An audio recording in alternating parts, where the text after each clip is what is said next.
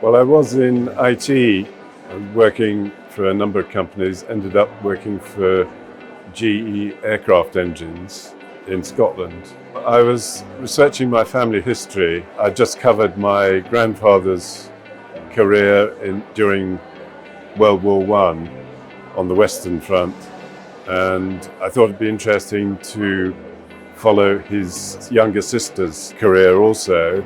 She was taught in 1927 by a Russian general, Boris Vladimirovich, and he'd escaped from Russia after the Bolshevik Revolution and was teaching art in London. So I found out that he'd written his memoirs in Russian, so I had to translate that, and that's the start of my book, really. Well, it wasn't until that moment, really, when I was forced to find out about the career of Boris Gerua. In this case, it took me quite a long time because I had to learn how to translate Russian, which I didn't know. Well, it was from his memoirs, which went from the time he was at school in St. Petersburg through to his eventual escape from Russia to the West. So it starts with his schooling. He went to two fairly prestigious boarding schools in St. Petersburg.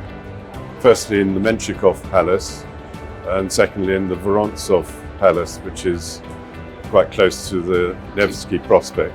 This is the first one. Possibly continue with another book based on an ancestor of mine who was in a Scottish regiment and was posted to Cyprus shortly after it was leased from the Ottoman Empire to Britain, and his exploits in what is now Palestine and Lebanon, leading up to the invasion of Egypt in 1881. So that possibly might be the next.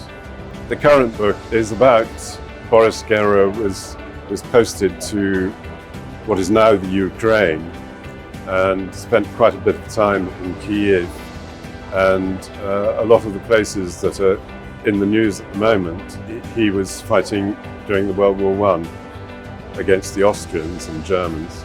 I found out that Boris's life in Tsarist Russia was really quite similar to current day living in the West. If it was about current day Russia, it'd be a different story, I think.